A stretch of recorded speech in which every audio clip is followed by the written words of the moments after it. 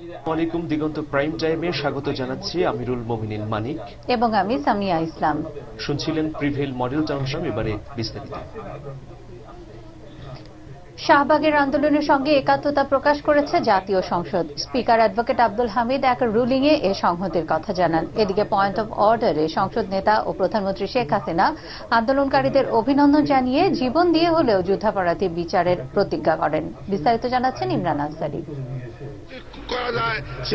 যুদ্ধাপরাধ ট্রাইব্যুনাল ও শাহবাগ আন্দোলন নিয়ে যখন মহাজোটের সংসদ সদস্যদের বক্তব্যে উত্তপ্ত সংসদ, ঠিক তখনই অধিবেশন কক্ষে মাগরিবের বিরতির পর হাজির হন সংসদ নেতা ও প্রধানমন্ত্রী শেখ হাসিনা। এ সময় পয়েন্ট অব অর্ডারে প্রধানমন্ত্রী আন্দোলনকারীদের সঙ্গে একাত্মতা জানান। স্পিকার, সেই প্রিয় তরুণ প্রজন্ম, তাদেরকে আমি এই মহান সংসদের মাধ্যমে আমাদের সকল সদস্যের পক্ষ থেকে তাদের আমি অভিনন্দন জানাই, সুভাষিত জানাই। যে শপথ গ্রহণ করেছে তাদের প্রতিটি বাক্য আমি সব শুনেছি, তাদের প্রতিটি বাক্য অত্যন্ত যুক্তিসঙ্গত এবং আমরা এই মহান সংসদে তাদেরকে আমরা সমর্থন জানাই এবং তাদের এই শপথ বাস্তবায়নে যা যা করা দরকার আমরা তা করব, এটা আমাদের অঙ্গীকার। এই যুদ্ধাপরাধীদের বিচারের ক্ষেত্রে যদি আইনগত কোনো দুর্বলতা থাকে অবশ্যই আমরা তা প্রয়োজনীয় সংশোধন করব। আন্দোলনকারীদের দিক নির্দেশনাও আসে প্রধানমন্ত্রীর বক্তব্যে। আমার জীবন দিয়ে হলেও আমি এই বিচারের কাজ অবশ্যই করে যাব, চালিয়ে যাব।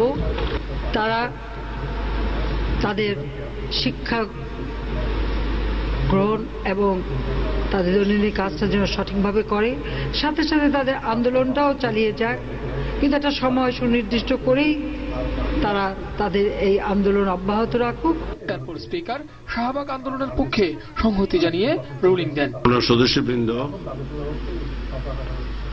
যুদ্ধাপরাধীদের বিচার ও সর্বোচ্চ শাস্তির দাবিতে শাহবাগ চত্বরে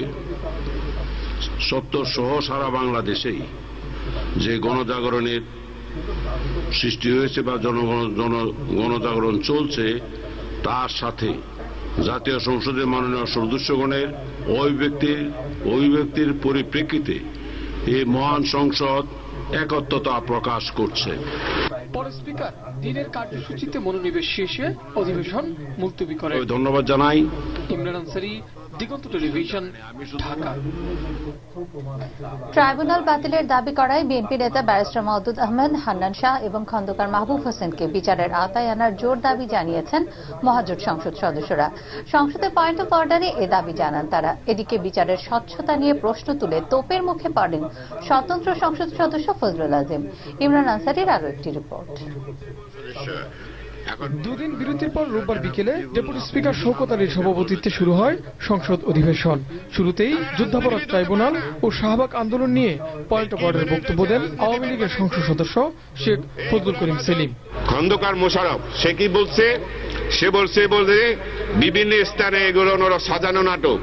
আচ্ছা, সাজানো নাটকের ওখানে একবার আয়, যদি সাহস থাকে যেখানে নাটক হচ্ছে ওইখানে আয়, টিকিটিও পাওয়া যাবে না তোদের। আপনারা যদি এখনো ঠিক না হন এই যুদ্ধ অপরাধীদের সাথে সহযোগিতা করার জন্য এই বাংলা এবং আপনারা কেন করেছেন, তাদের দোষর হিসাবে এই বাংলার মাটিতে আমরা এর বিচার করে আপনাদেরও বিচার করব ইনশাআল্লাহ। এরপর একে একে মহাজোটের সংসদ সদস্যরা এ বিষয়ে বক্তব্য রাখেন, দাবি জানান বিএনপি নেতাদের বিচারের আওতায় আনার। সরকার জন্য এই ট্রাইব্যুনালের যে সমস্ত প্রসিকিউশন, সেই প্রসিকিউশনকে যেন আরো ভালো ভালো লয়ারদের, আরো ভালো ভালো আইনজীবী নিয়োগ করে স্ট্রং প্রসিকিউশনের ব্যবস্থা করেন। বিচার অনেকের ভালো লাগছে না, কাদের ভালো লাগছে না? যারা রাজাকার সাজিদকে প্রধানমন্ত্রী বানিয়েছিল মাননীয় স্পিকার, যারা আব্দুল আলিমকে মন্ত্রী বানিয়েছিল, যারা কারাগারে আটক, দণ্ডিত, সাজাপ্রাপ্ত কিংবা আটক 11,000 অপরাধীকে জেল থেকে ছেড়ে দিয়েছিল।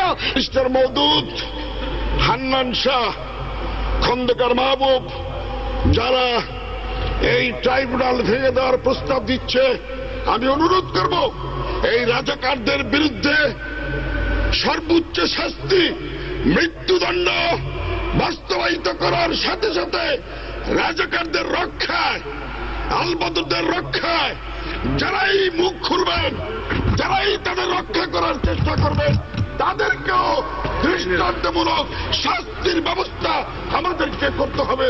এ সময় পয়েন্ট অফ অর্ডারের স্বতন্ত্র সংসদ সদস্য ফজলুল আজিম বক্তব্য করলে মহাজোট সংসদ সদস্যদের তোপের মুখে পড়েন। এই আন্দোলনকে নিয়ে কোনো বিশেষ রাজনৈতিক দলের উৎসাহ দেখানোর কোনো কারণ নেই।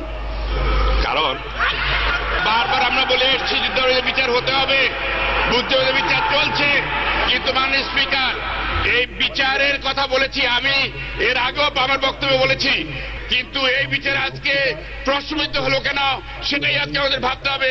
চিৎকার করলে হবে না। Let me speak. আপনাকে ধন্যবাদ। গো টু ওখানে যান, প্রজাতন্ত্রকে চিল্লান। জামাতের রাজনীতি